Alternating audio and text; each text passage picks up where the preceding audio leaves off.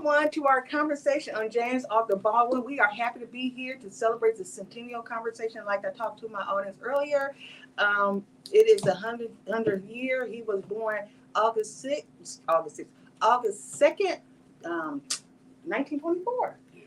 1924, 100 years. He passed in 1987, but we are here to celebrate his life, his legacy. This is a very important conversation. This is a very important topic.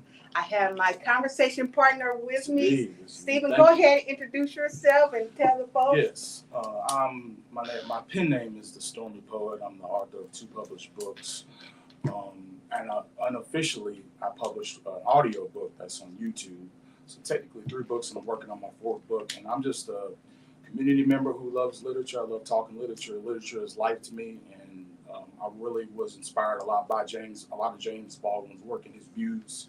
And so I'm somebody who just likes to talk about literature. I actually host a writing group here at the dock called the Writers and Readers Society, and we meet every second Saturday of the month, and we get together and just talk about the actual craft itself.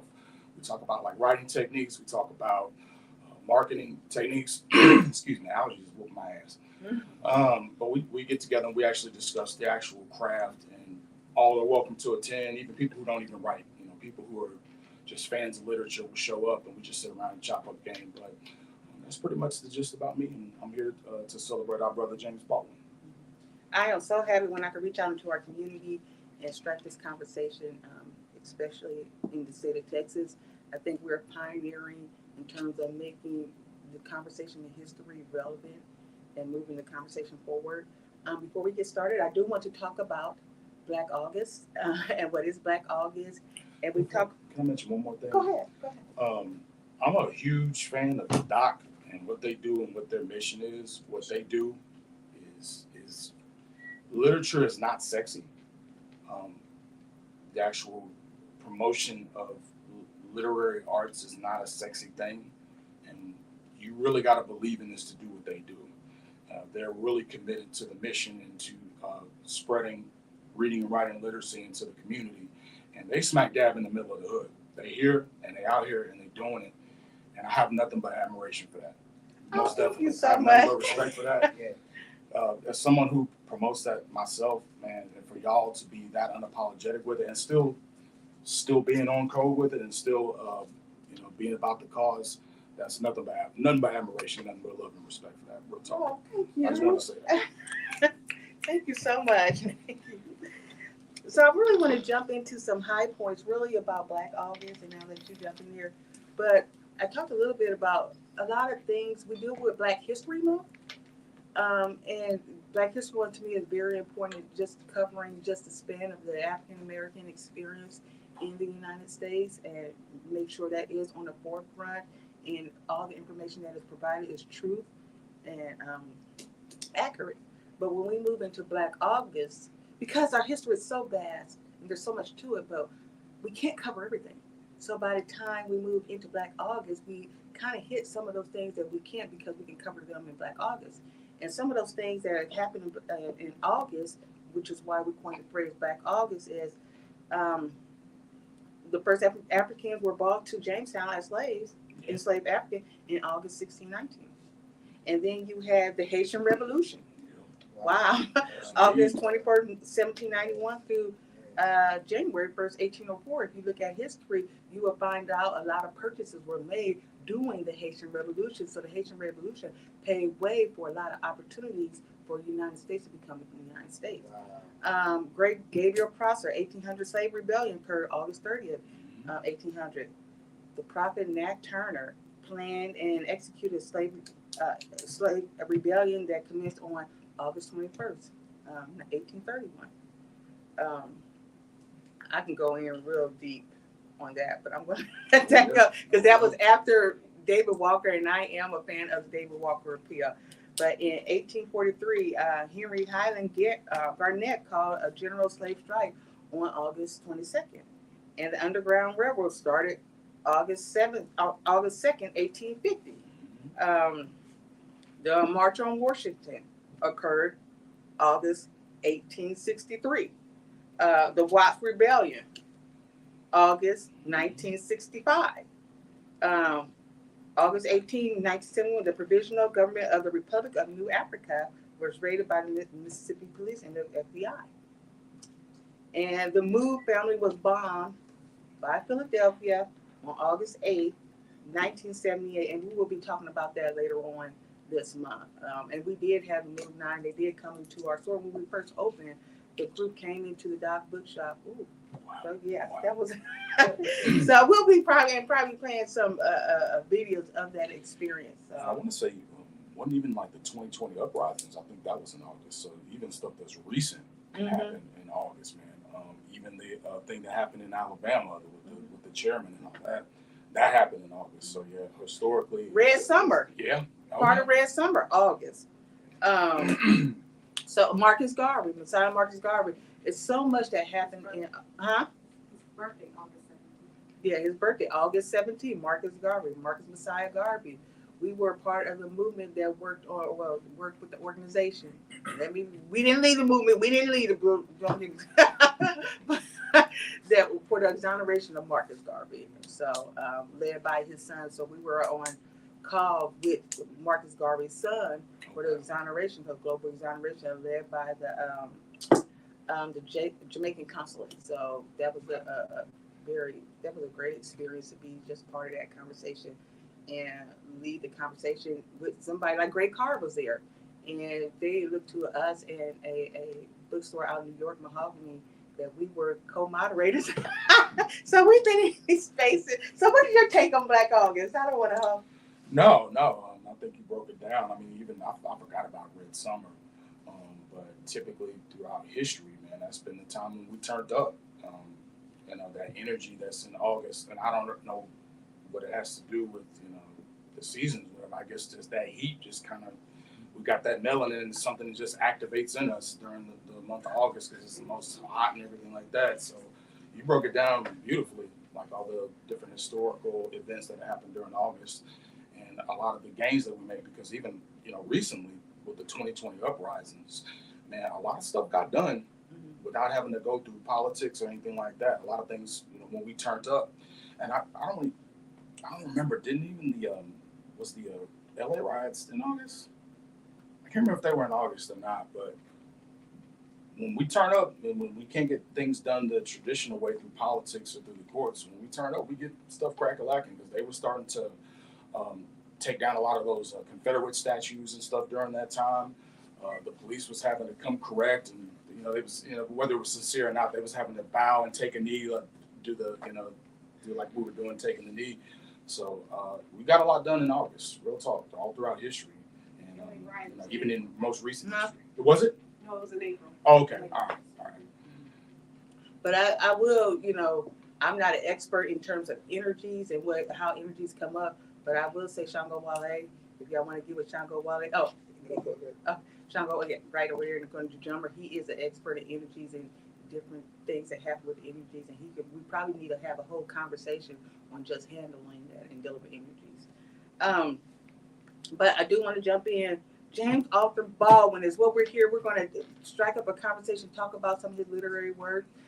Does anybody want to share real quick about James, what they know about James Baldwin, or you want to just jump right into the conversation?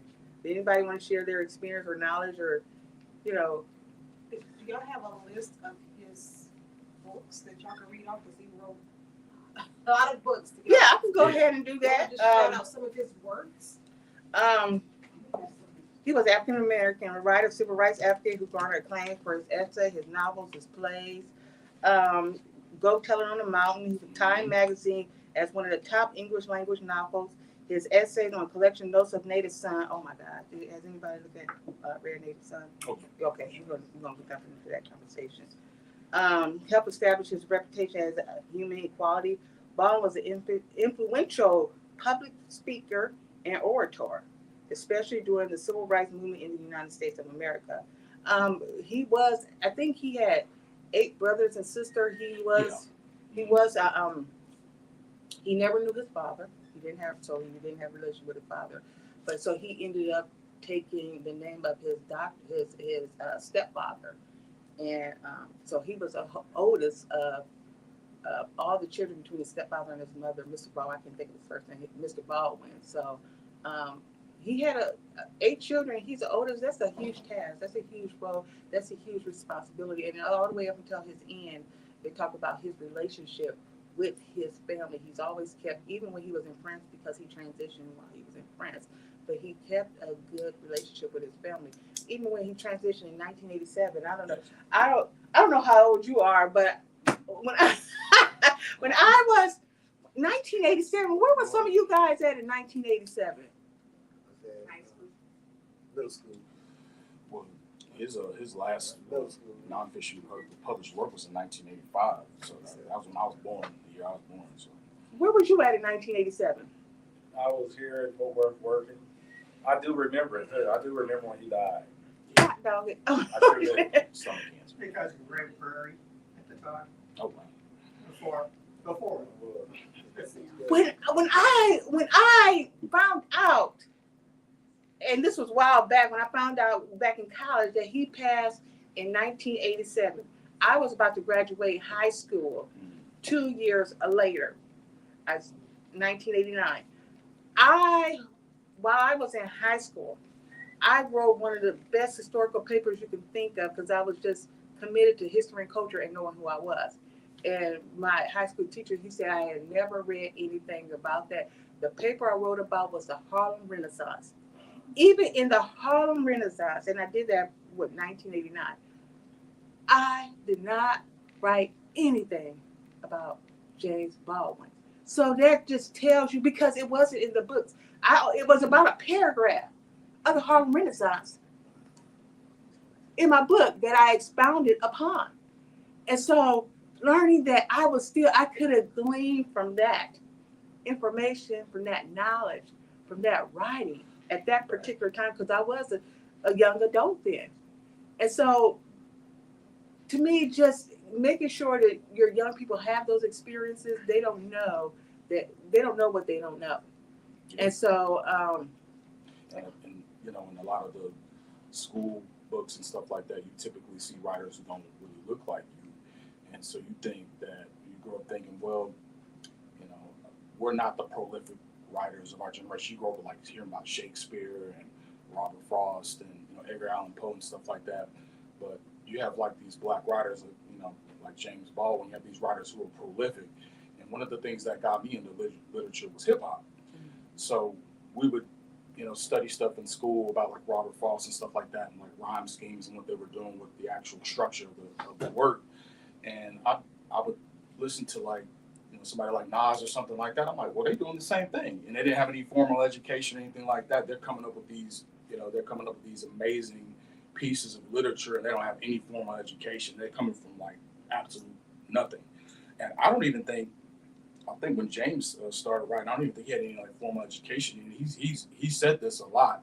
He's like, people would always ask him, they're like, hey, I want to become a writer too. Like, you know, how do I do that? And he's like, well, you don't become a writer, you're born a writer. So to your point, us not seeing those great literary greats and a lot of the material that we studied in school, that has a profound negative impact on us. Literature is so important because literature, the more you read and write, and we talk about this in my group, the more you read and write, the better a communicator you become. If you can articulate yourself in a way where you can express things that need to be expressed, then nothing can be done about it. That's why they banned reading and writing during slavery. They understood the power in that. In Frederick Douglass's my Bondage and My Freedom, he talked about this. One of his slave owners, it was a white woman, was actually teaching him how to read, and then the husband found out about it, and he said to the wife, he's like, the more that they know, the more that they're going to want. So we can't have that. So you have to stop that out. So what I admire about James Baldwin is he could go and comport himself in any stage, anywhere, and he could get his point across. Where even if you were the most vile, racist piece of crap, you had to kind of like pop your collar a little bit to that truth, man. He had just that spirit of truth and that energy of truth to where it was undeniable. And that's the power of literature that I feel he really encapsulated. I am so happy you said that, because this is going to start our outline and our conversation. It is dealing with literature. For sure. And we're wanting to jump in on that conversation, and we want to deal with the notes of Native Son. Okay. So, and you're familiar with the notes of Native Son? Yeah. Okay.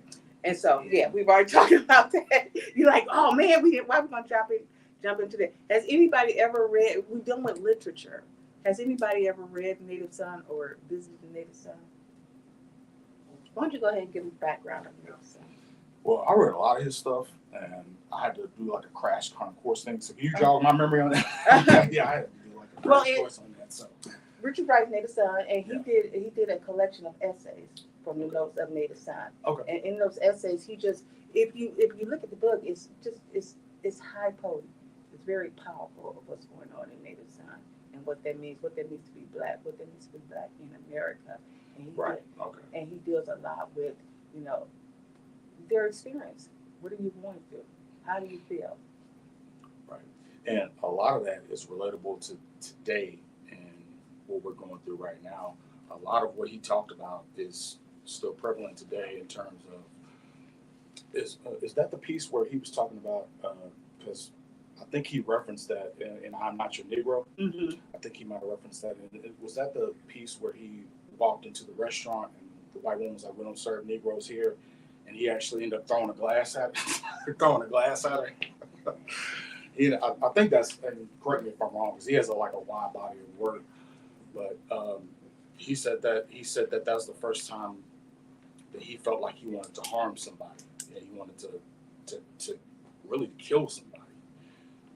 And I think we as a people, we all get to that point. I mean, to keep it a buck with you, when you have a society that is geared and engineered towards really kind of stomping you out of existence,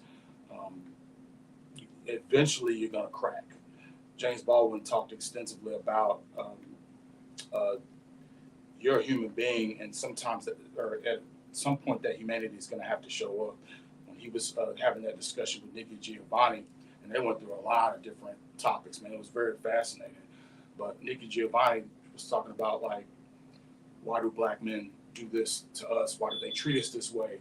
And James Baldwin, he was much older. I think she was like 28 during the time, and James Baldwin's like in his 50s.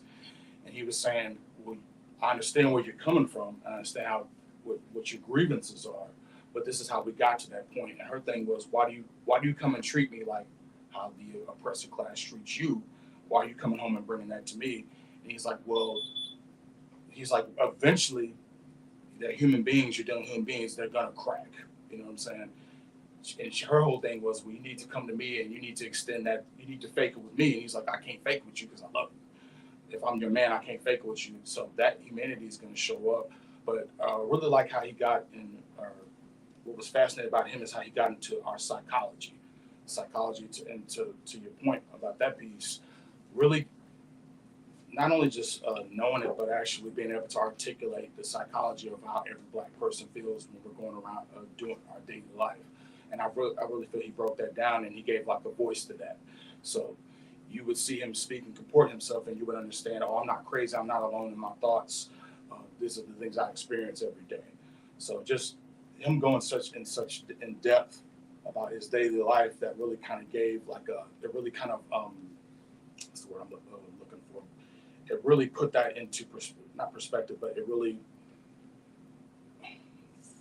formulated that and gave us something to look to be able to actually relate to, and to know we're not crazy in our own thoughts. And a lot of the stuff that you can read, a lot of the black writers before us, the literary greats, you can still read those things that were like 40 or 50 years ago, and it still applies to today, most definitely.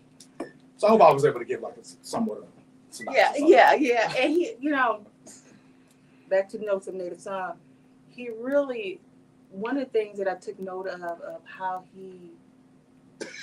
it kind of almost like flipped. How they talk about the angry black man. Yeah. In part one.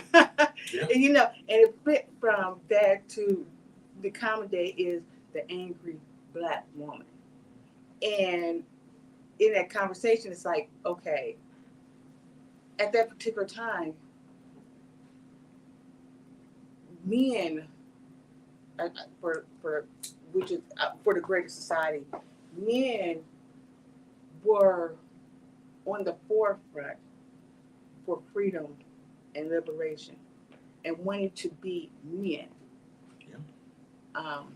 Fighting for family, fighting for their children. And so when he wrote that part one, dealing with the protest of men, you know, you may see it angry, but let's flip this thing around.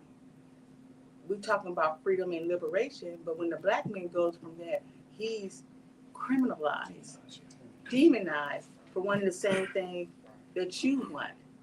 And he's called angry. And we're doing freedom and liberation for all, justice for all. And they're demonized for that. Go ahead. That's why James Baldwin really intrigued me. As a young kid, young man, you know, being the oldest child and in deep poverty, seeing all of his friends growing up extremely poor here in the United States and treated as though they were trash. At times, he said there was moments that he didn't even know how they were going to overcome, you know, make it, you know, selling his clothes. Don't know how he was going to eat and didn't eat for days at a time. And when he goes over to the friends, they're wondering, aren't you happy to be here? And he says, basically, no. My people are still there dying. They're still there poor. They're still there trying to exist.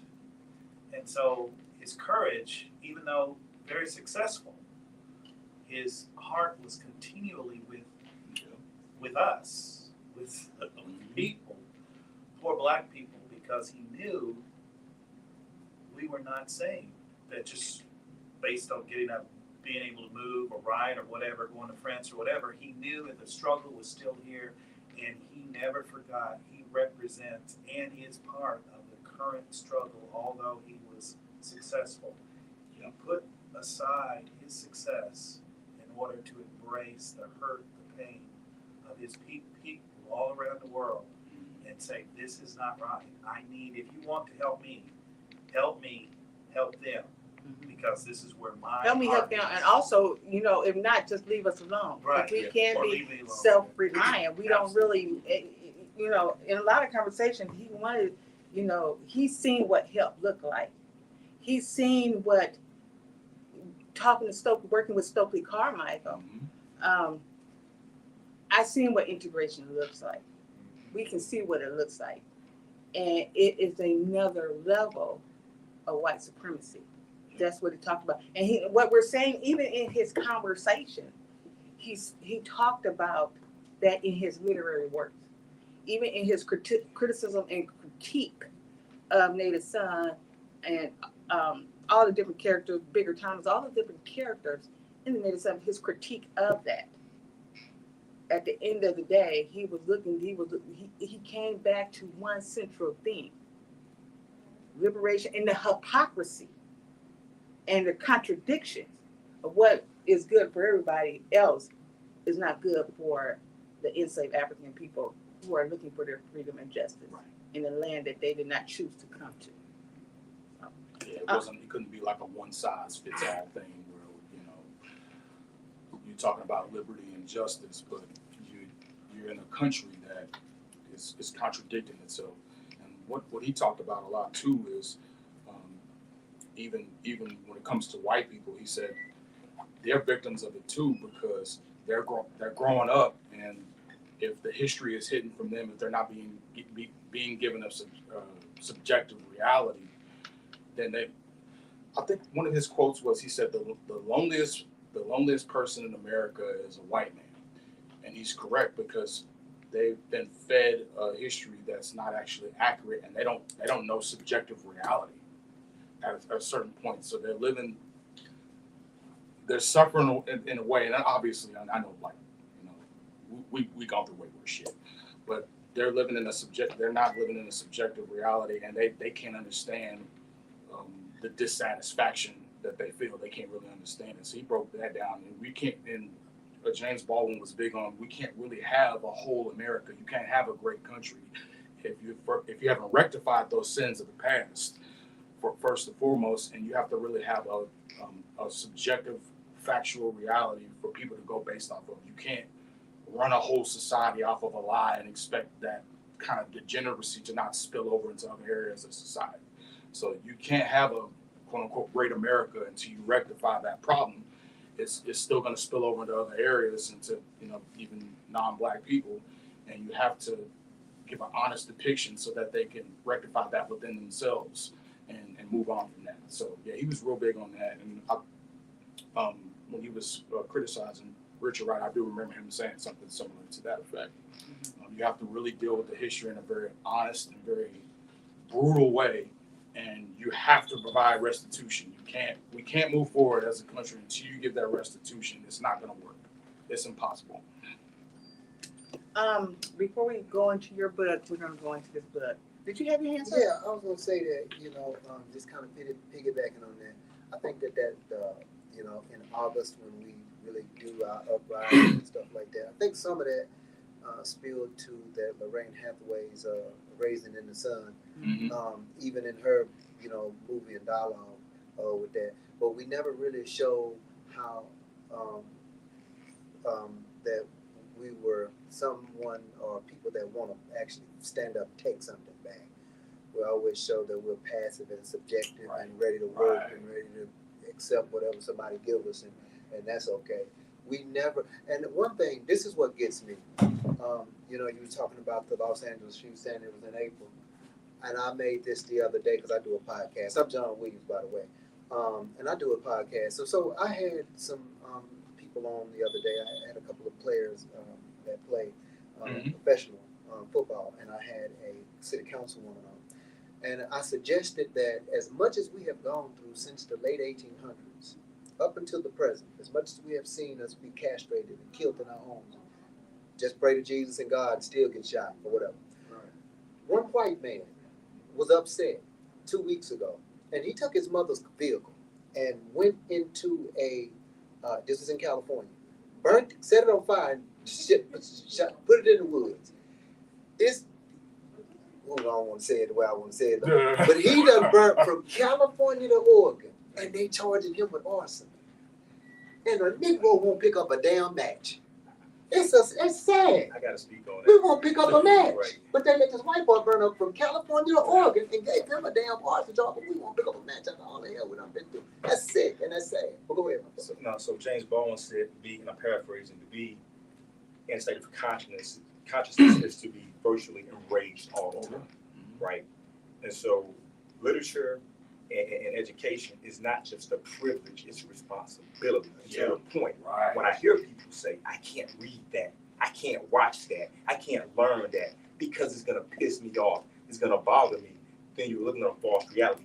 You should walk around in a state of not hostility, but righteous indignation, righteous rage, where you're willing to sacrifice for yourself, for your people, for your nation, for whatever, because I'm a student of history, and I know nobody docile, nobody happy, nobody content, nobody satisfied has ever changed anything for our people. And if you choose to remain ignorant, nothing's ever going to change. Yeah, and to go back to both of y'all points, we get fed the whole turn the other cheek thing. They don't talk about that part in the Bible where Jesus was talking about picking up a sword. They kind of leave that out, you know what I'm saying? So a lot of the instances where we did, because that's the thing, there have been situations throughout history where we did turn up and we did fight back, but that's left out of the history books. And a lot of those that were successful, like we go back to the Haitian Revolution, where that was like the first time in history where they actually overthrew their oppressors and they were actually successful. They led a military campaign. They don't teach you about the Seminole Wars. The Seminole Wars were the Gullah Geechees were handing that ass to the United States Army. So a lot of that stuff's left out on purpose. So we think we've always just been these passive people that are peaceful and stuff like that. And nobody's advocating for violence or anything like that. But in terms of standing up for yourself and defending yourself and successfully doing so, that's not something to be ashamed of. And to take it back to James Baldwin, he was always about that life. That little scrawny dude, he was for real. He was with the shits. So, that's why I was chuckling earlier when he threw that glass. He threw that glass on the ass. He's like, that's the first time. That's the first time I thought about taking somebody's life. How you gonna tell I can't eat here? Vincent, I'm going to get your commentary. Then I want to read something from Baldwin in terms of dealing with contemporary issues. But go ahead.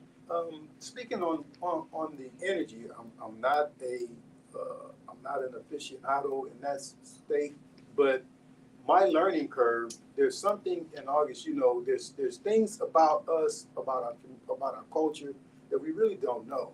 There's things that other people have studied and they do know. If you look at what happens globally on the planet, there's always something that occurs around March. There's always something that occurs around August, and then pivotal points in the year. Well, August is what they're called is known as the Lion's Gate, and if we look at lion, they say that the lion is representative of the tribe of Judah. So we, as a people, we really may not know who we are culturally, but if we look at, I think Nat Turner's uprising was in August, and he was given a prophetic vision. He was saying, God told me to do this. So it was an eclipse, right? I think it was an eclipse, the whole 9 yards. So there was something astrological about August, and that may be where we just let our inhibitions down and just go for it because we know that we're supposed to be doing that. And so far as James Baldwin making the connection, I read a little essay. I didn't know that his father was a minister and wanted him to be a minister. So but he wanted to be a writer. He was trying to do that, and he just left all of that. So I mean, a part of it is yes, we can't be afraid to speak out for ourselves. And I just love the fact that he like you say, literature. He tied the education with it, and he was able to go against some of I watched the clips of him and Dick Cavett, and I think it's F.E. Buckley or Bailey or whatever, those debates. I mean, you can play those today and they're on point. Because as a people, there's something that we're not getting. We don't have to go out here and riot or do whatever. If we just sit down and just have a conversation, you'll see that there's something drastically wrong, not saying with us, but with the whole System. period. And why don't we talk about that? It's enough talking about what the problem is. All we need to really do is talk about the solution. So I love when he said, just leave us alone. Just leave me alone. Just leave me alone. And we'll figure it out. As a people, we'll figure it out. And when we have throughout history, when we did or left to our own devices and left alone, we got stuff popping. And so that they can't afford to leave us alone. I mean, Oklahoma, classic example. When we left up, and Oklahoma's in the wilderness, But look at a few weeks ago, or they basically executed that woman. That was an execution. Yes. So what was that about? It's really to get our energy away from. Here we coming into August, we don't know. They say the FBI was formulated. They say the FBI was created to watch the black community for the rising of the next Messiah. If you go to the origins of the FBI, that's why it was created. So that COINTELPRO or whatever and all that stuff, it was designed to look at us. So in August, here we come, and this August is, we're just at the beginning of it. So lo and behold, there is something maybe popping up in this August. So, we should just all just be aware and be ready for whatever. Because black folks ain't gonna do nothing in the winter. We shiver too much, we too cold. We ain't gonna do nothing in the winter.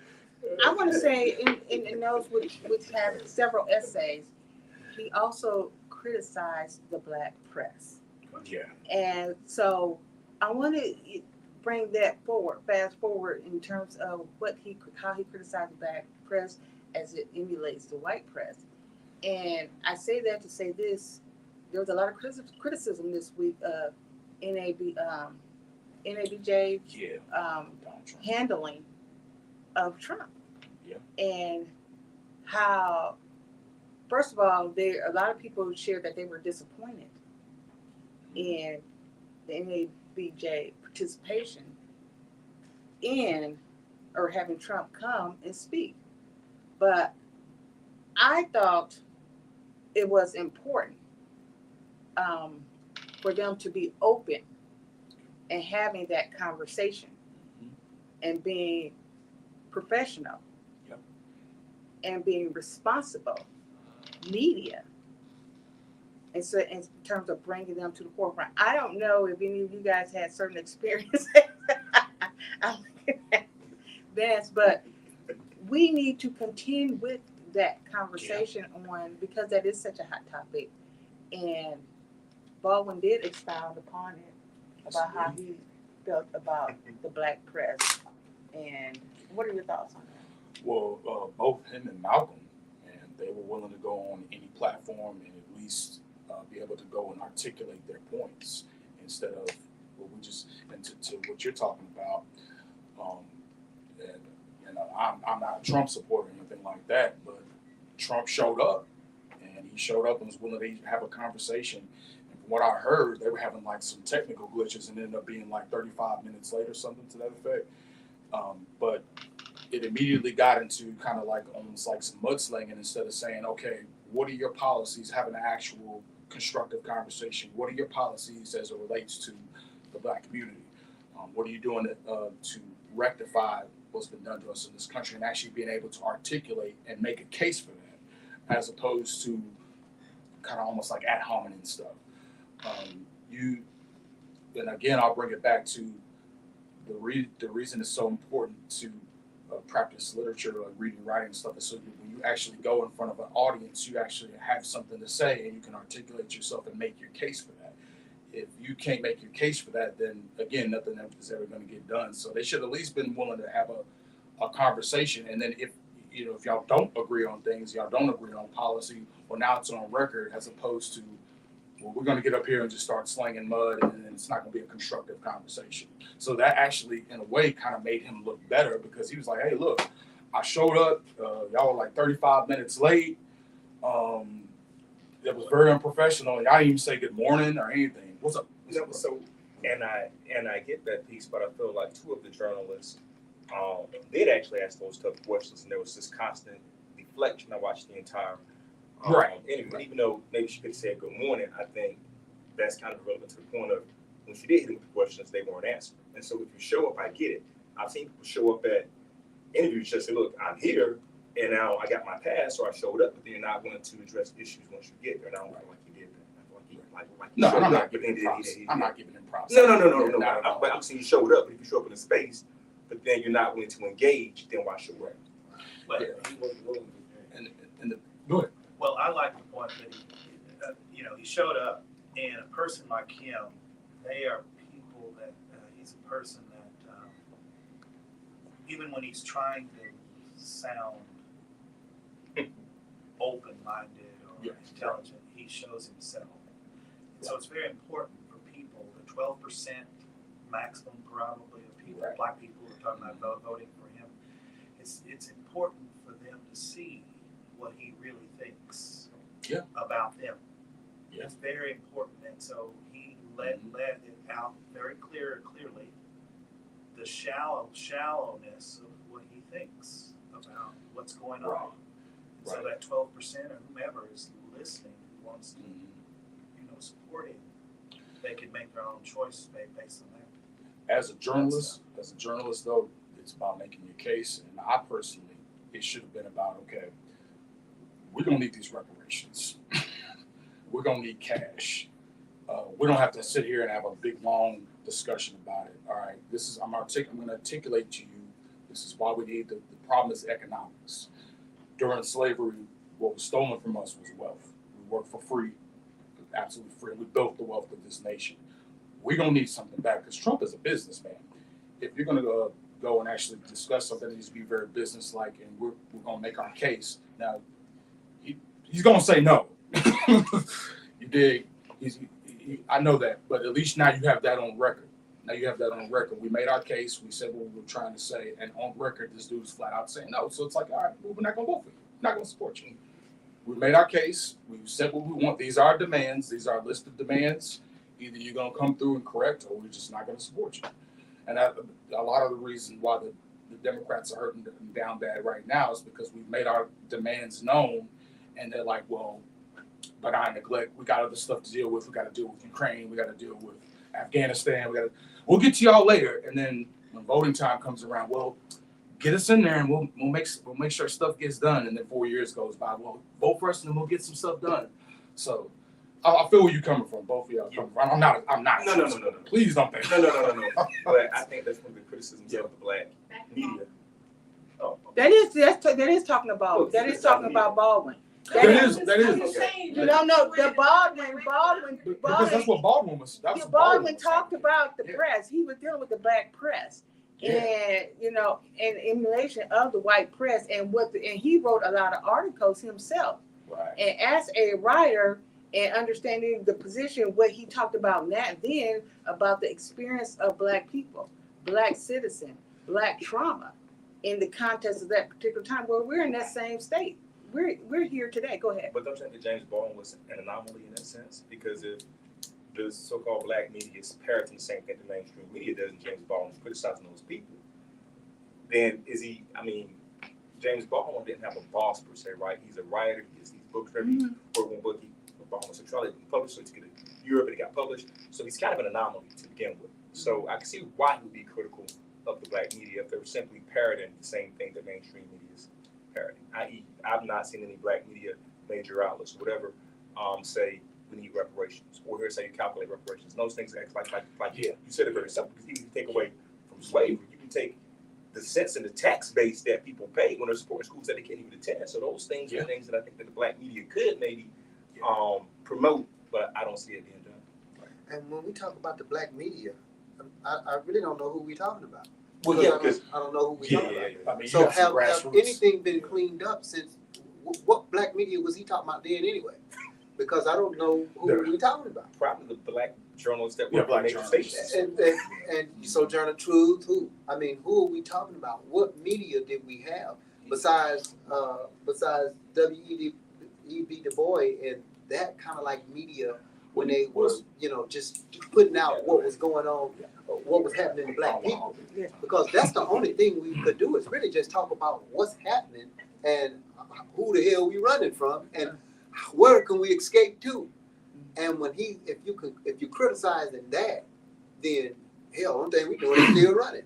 So I'm trying to figure out who are we criticizing? We have black presses. Yeah, We still got a few. we still got, but in essence, but what are they criticizing? But what he's saying is the media then that he was talking about, did we even have that media then? Yes, they did, but there was so much backlash, and we're dealing with a different type of freedom, right? Our freedom. That's what I'm today, saying. What are they talking about? Our freedom today is different from the freedom that he was dealing with in 1963, in that time period. So if you look at the two environments and try to assess what he was saying, he was, like you said, he was before his time. So But this is the time now where you can say the things that needs to be said. that's what I'm saying. So were they talking about civil rights? Because I believe they were talking about we want to be equal. We want equal, but we don't want everybody to be in our business. And we got to do business with y'all and give y'all the best of what we got and take the least of what you got. Mm-hmm. And that's got to be what he was talking about, because we're not in a position today for them to, like he ahead of his time, to see futuristically that we're making a bad mistake with what we have now than what we were doing then. Because then we're trying to get to the point where we are now, at least better off, but still with the same with the same being dominated. And so today, I think we could make a better argument with what he was saying then now than what he was saying then. Because then you knew who the enemy was, and you knew everybody was trying to fight that, or either was scared of it and was just damn scared to die. So that would be my ideal of it. And then you can only be so bold then anyway. Mm-hmm. Everybody now still is just as weak, just as nobody want to get on board to do it. Nobody ain't gonna want to die for nobody now. That's like then. And so my ideal would be the strong is only going to survive in the end, because we can keep going around what we need to do, but it's going to be war in the end. In the end, to free black folk was civil war. And that was what was going to do it. And they was going around the conversation then, because nobody want to die. And then the first Negro to get off the dang train before freedom was the first one to get shot. Mhm. So no, so it just comes down to, are we gonna go to war, or we gonna be passive and keep going around the ideal of what we got to do really to take over, because that's what we have.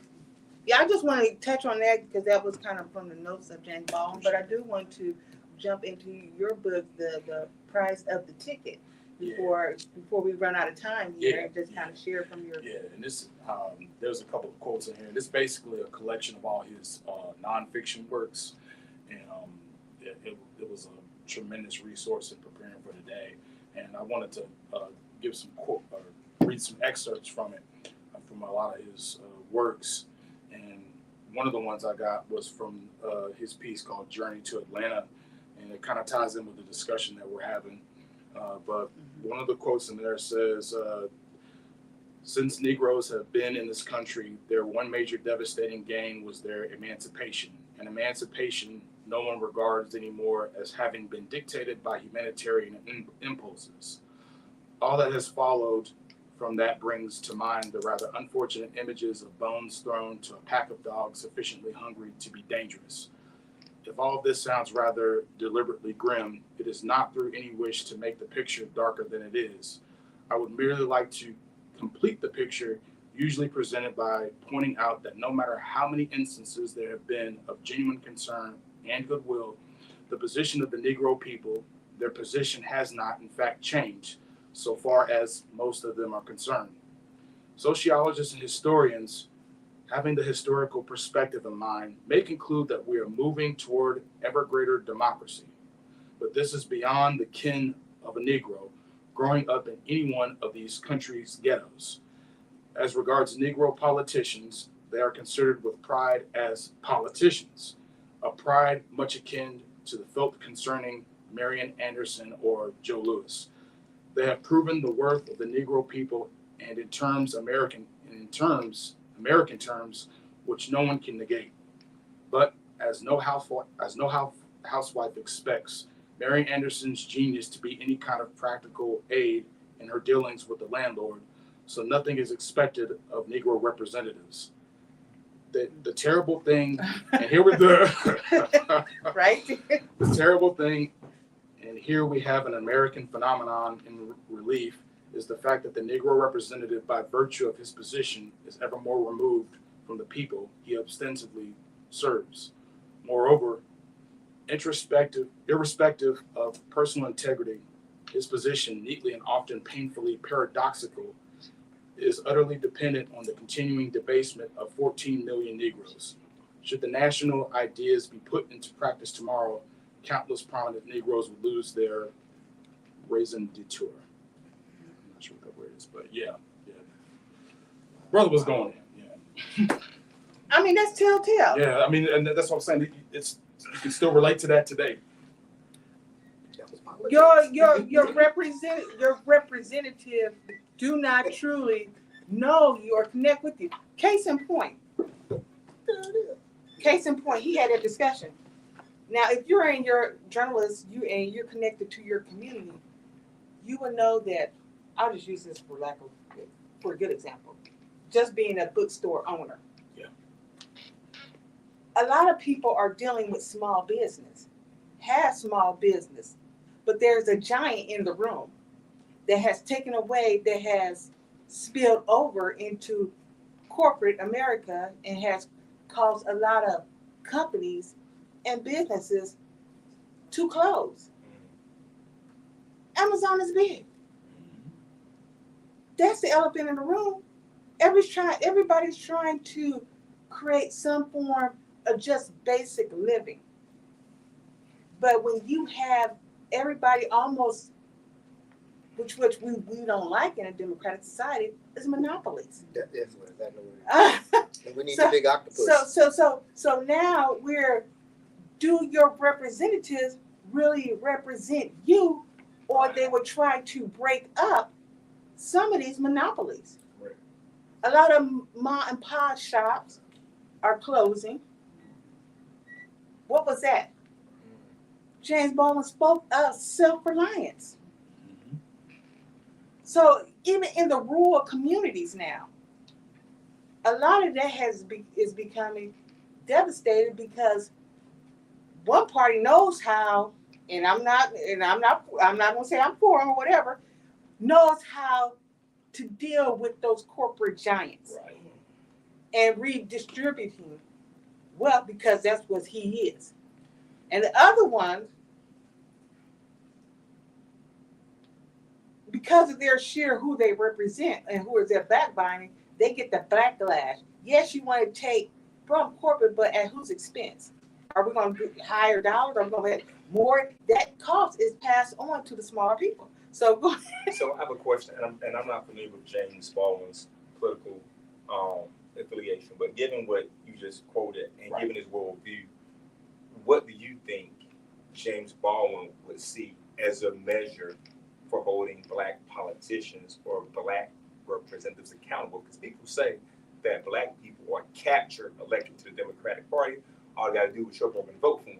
If that's the case, and they don't represent us, what do you think James Baldwin's answer would be? Because obviously there were no viable presidential candidates when he was around.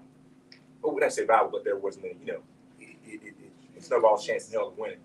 And so with that being the case, what do you think James Baldwin's answer would be to making these representatives actually represent us in today's age? Right. Well, firstly, I mean, you got to be in touch with what the needs of the people are. And to do that, you got to actually come to the people. You feel me?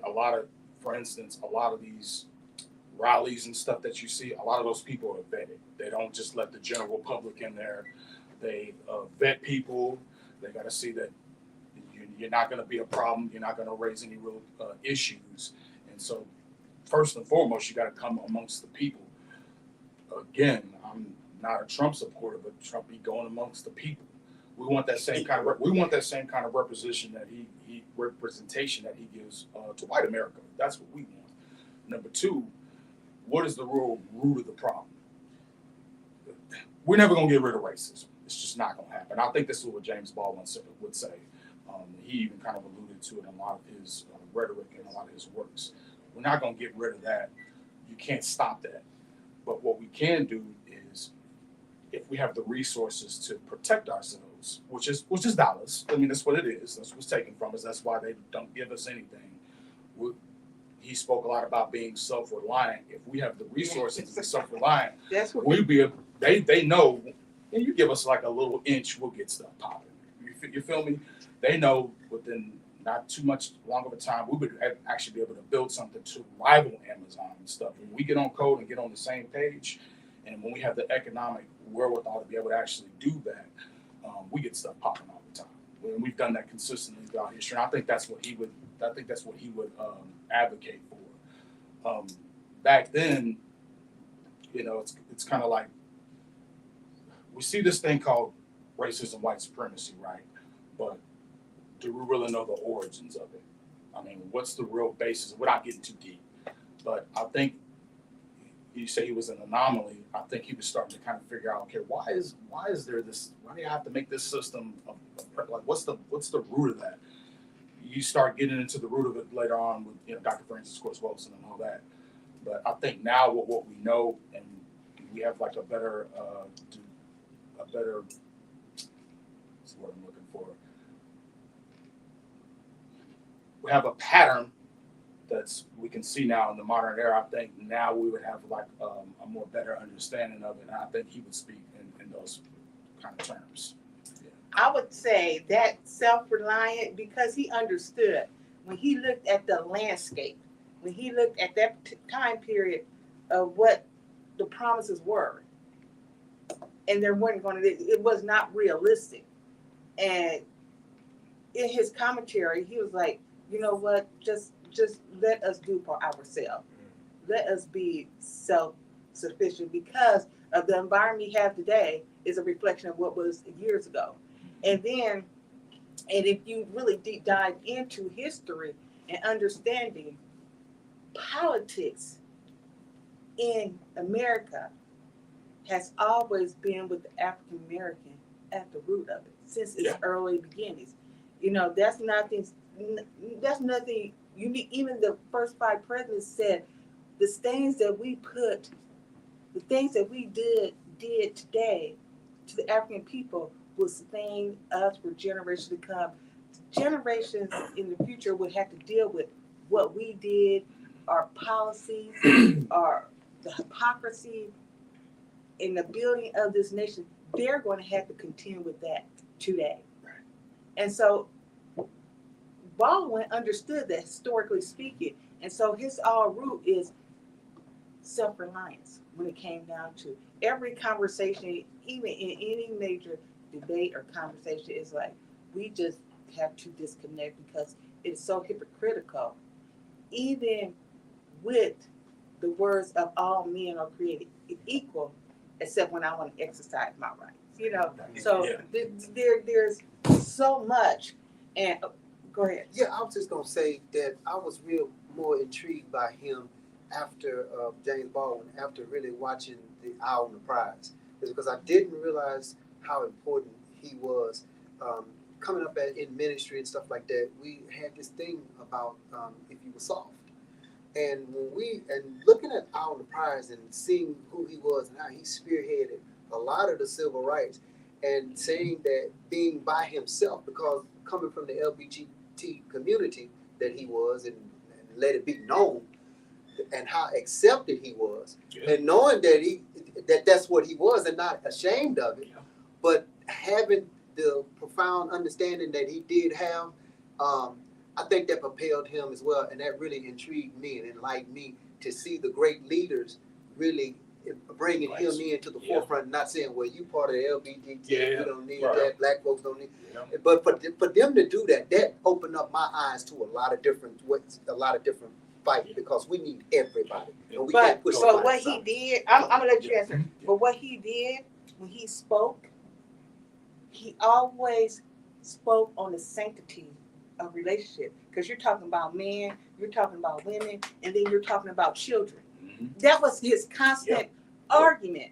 So yes, he was a part of that. But at the end of the day, and let me just make this, I'm gonna make a really clear example. Me and my business partner, we studied in Jamaica, early 90s, when a lot of African American students were not spending semesters abroad. When we got back into the States, we sat on panels to say, you know, what was your experience like? And I recall one young man got up and said, you know, I understand your fight because I'm dealing with things as a homosexual. I said, no. If I go to Germany, if I go to any airport, they're going to see me coming. They're going to make a stereotype seeing me coming.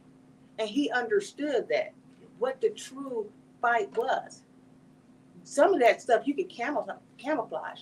When I can't go in with a white face, it's not going to work.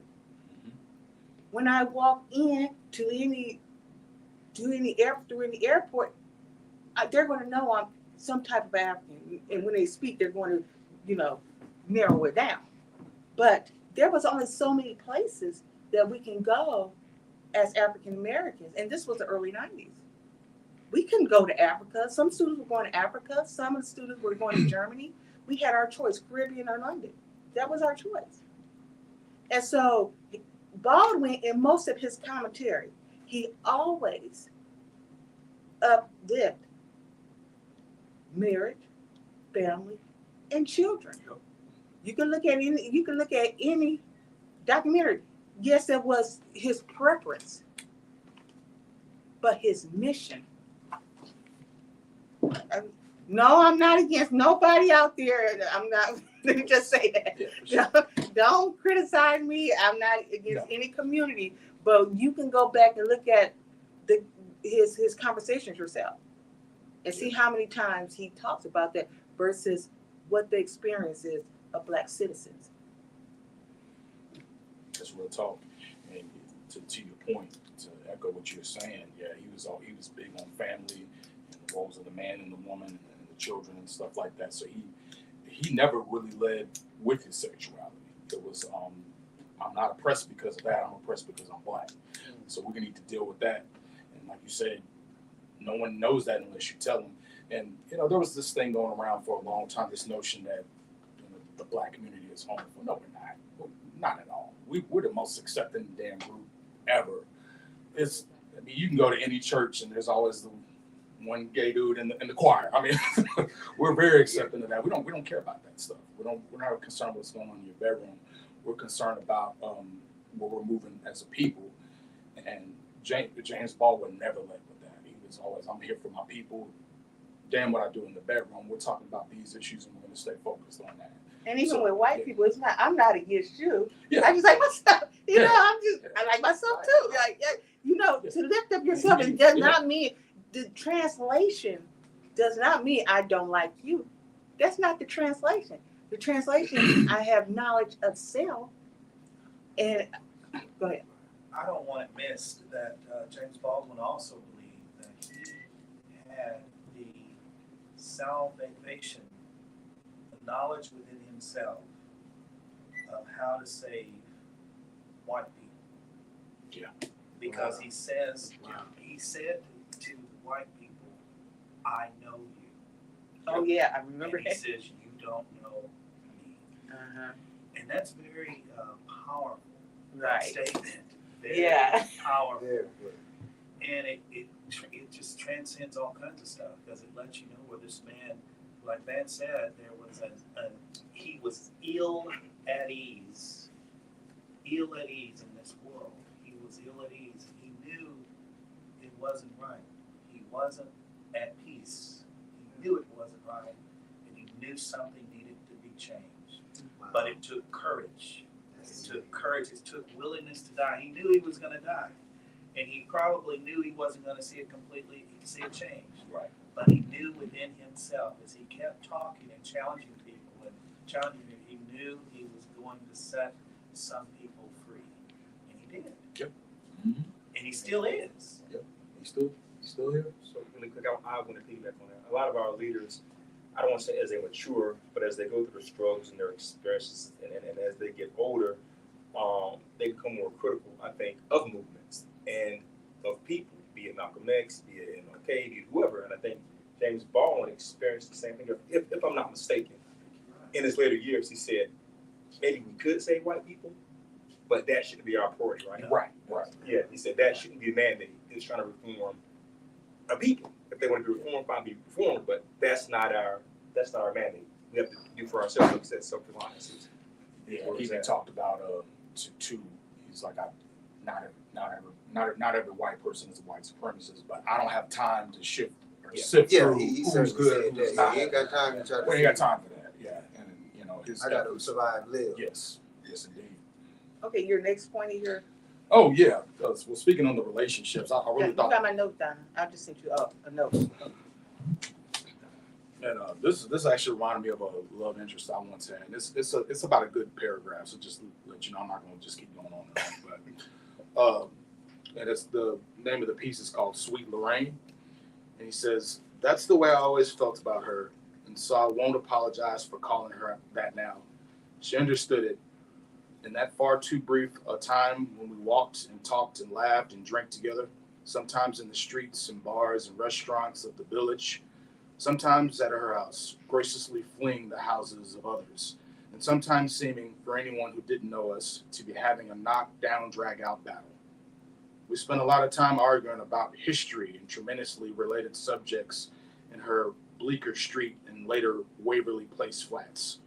And often, just when I was certain that she was about to throw me out as being altogether too rowdy a type, she would stand up, her hands on her hips. For these down-home sessions, she always wore slacks, and pick up my empty glass as though she intended to throw it at me.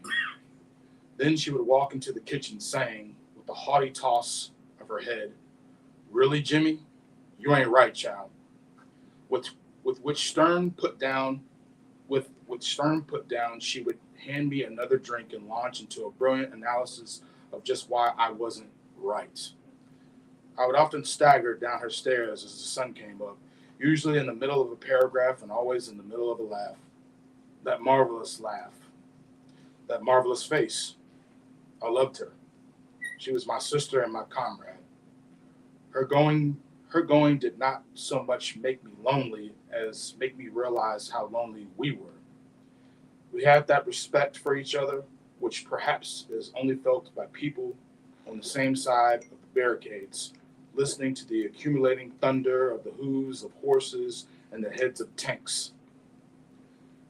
The first time I saw Lorraine was at the Actors Studio in the winter of 58, 59.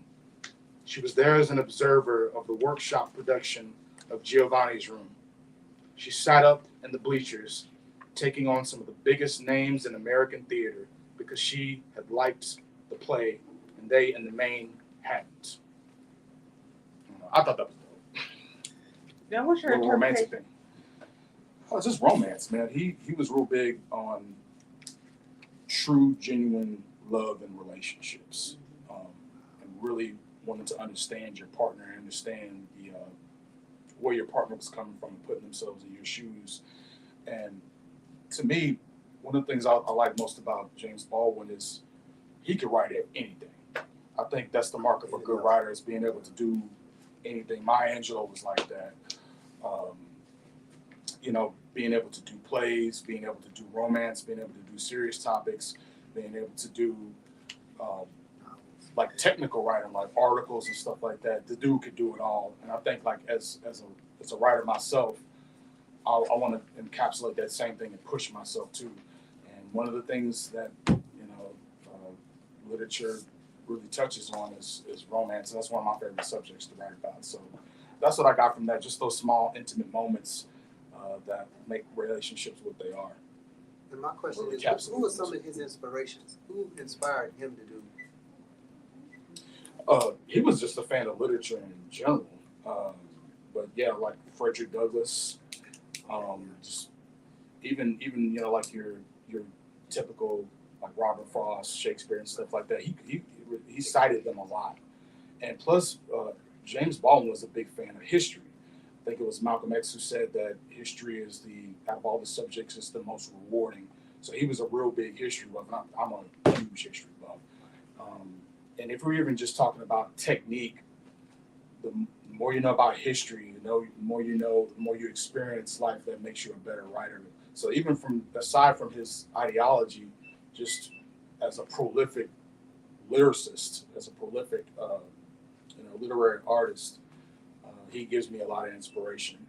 Just from the level of excellence that his work was and how vast it is. Like she was asking me earlier, what do you think about that? I'm like, well, he wrote a lot of stuff, so it's hard to recall back certain things, but just being so prolific is really inspiring. And I think at the times too that they were in the middle of what they were into, I think everybody, for the bettermost, was so serious and was so wanting to see change and was so dominant toward that factor, Right. that you couldn't really miss nobody. If they were in the day's time, they miss half the damn black folks that they come across, because we need the head to be in the damn in his phone. Yeah. You miss everybody. And you would be like John G. Jackson and Henry Clark and all those who died with a passion to give us the understanding that we were here first. We didn't come from no boats like other people saying we did. Yeah. And we have been here for the longest. And this is ours. And the only way we're going to get it back is through war. And Francine Cress Wilson has said it the best. We're at war. And I believe they mimicked those words behind James Baldwin and all the rest of those. Yes. To come up with a plan of attack for us. And we just haven't done it. And I believe those who are at the end of their road now, we have to come up with some type of plan of attack and really do something. And I think I can't think of his name right now. With Powernomics, whatever. Claudius. I think that's the best. That's the best plan of attack to give to any damn president, vice president, whoever the hell better be something. To say, hey, this is what we want. This is what we want to do, and this is what we intend to get. And if we don't get that, well, hell, we're gonna burn this shit down like the white boy did in California. Y'all just charged with arson. Since they don't charge with arson, they killed at least 10,000 of us during the riots of LA. And charged one white dude with arson. And it comes a time to burn shit to 2020. You feel me? But I think what we're doing right now is a form of warfare. We're all in the same room. We're all on code, supporting the black businesses. Like, not to pop my own collar, but I give to them because they let me have like my little space over here. I just donate to them. Shit. I appreciate y'all because what they're doing. Yeah, that, I want to give them a hand back. So stuff like this and just having these conversations. And another thing too is really lionizing our icons, man. What we're doing right now with Brother James Baldwin, he's transitioned, but the dude is still here. His legacy still lives on and is still powerful and it's motivating us. So he had a life that was not in vain, and we're sitting here discussing him right now, and it's very powerful.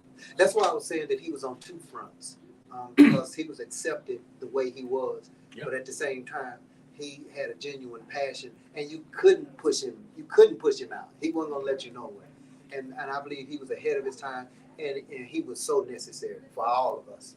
And the thing too is he was real big on it. He inspired me. Be the writer you were meant to be. The blackest thing you can do is be who you were meant to be. We're all unique. We're not one monolith. Be yourself, and don't let this system take that away from you. That's the most gangster thing you can do. Real talk. Absolutely. Yeah, for sure. So you got any more points? Robin Hogan. Yeah. No, it's just interesting. We won't go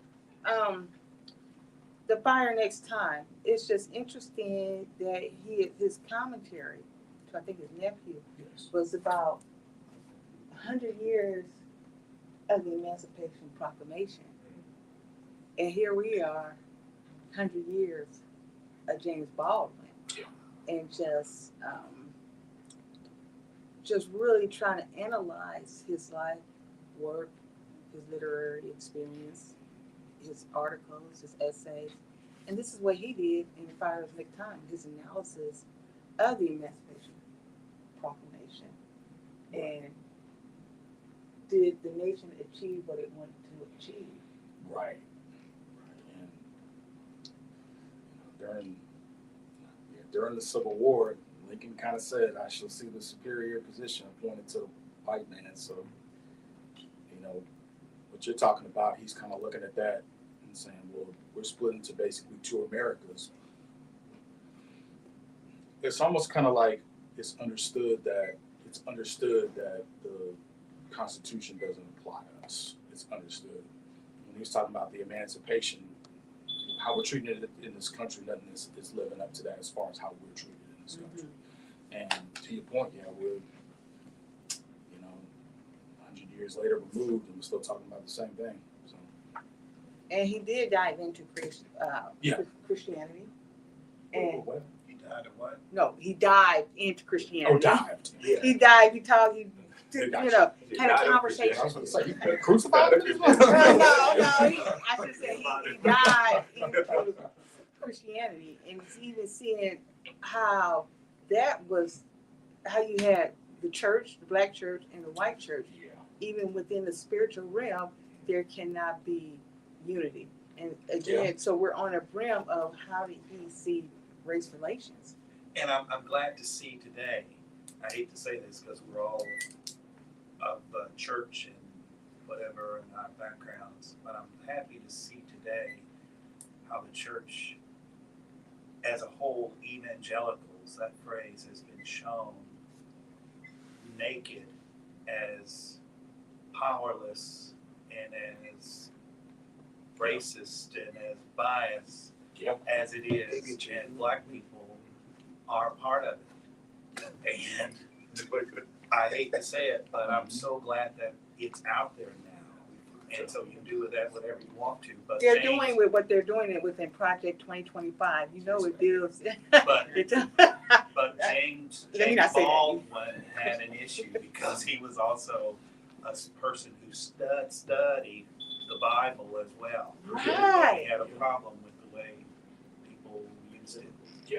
So that's amazing that it's out in the open, but now they're going to the foundation, and we understand Christianity at one point was weaponized against enslaved people, and so to see, I don't know if we did have a conversation last Thursday on Project 2025, and we have weekly conversation on Project 2025, but it is loaded.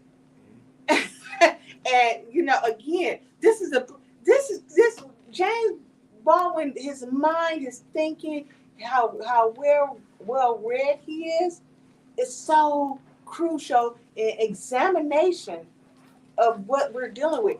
And it is so important because this is in writing. I applaud the whole effort. I've got to go on record. The organization, I know she's wrapping me up.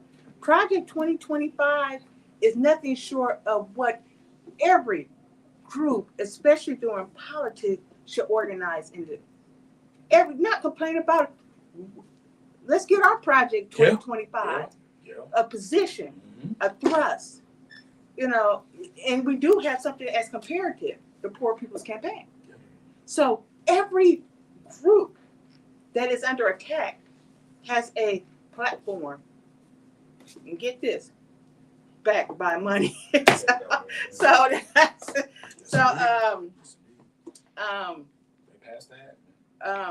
a lot of okay, I'm sorry. Yeah, so I'm trying to keep you on schedule. I'm keep you on schedule.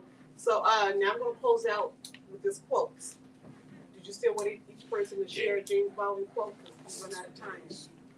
Yeah, you want to who want to start? 'Cause I gotta find mine. I can. Okay. So everybody cut up your phones and find James Baldwin share.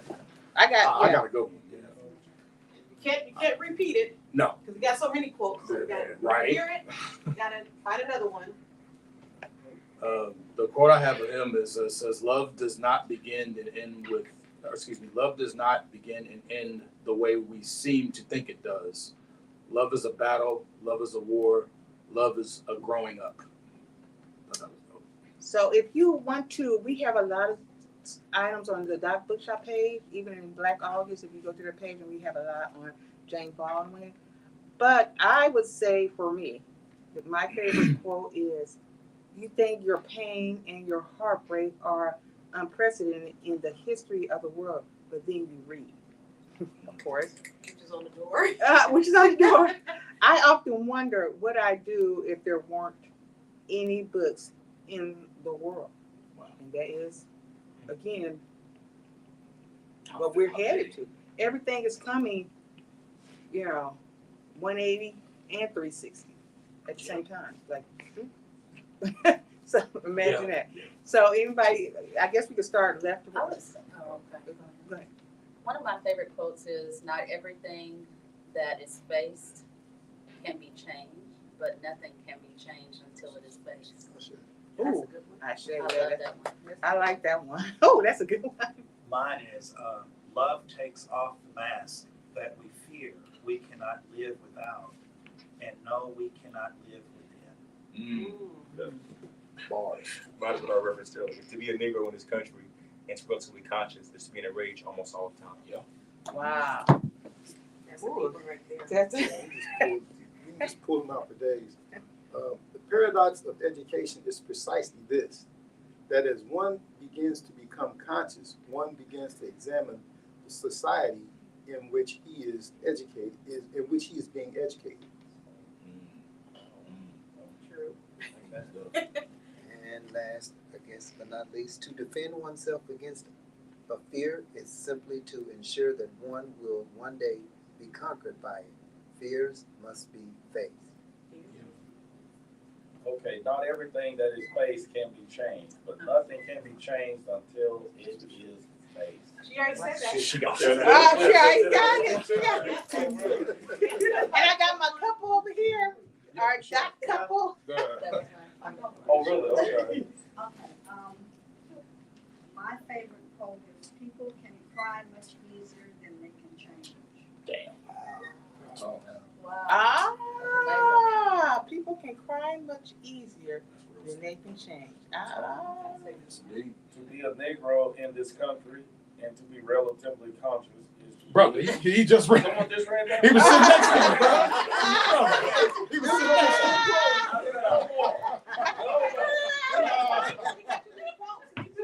you.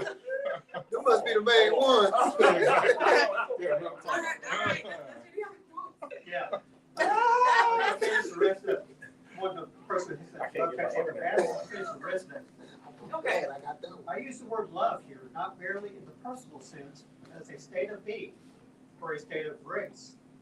Not in the infantile American sense of being made happy, but in the tough and universal sense of quest and daring and growth. Listen, you know, All right, did you find one for us? Well, my internet's not working anyway, so. So,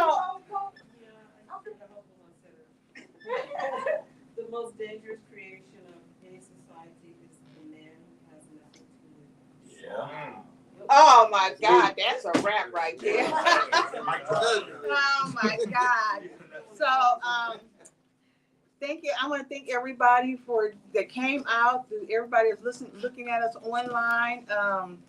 I truly appreciate it. I hope this is an ongoing conversation. This is the beginning of many conversations because this is such an important body of work.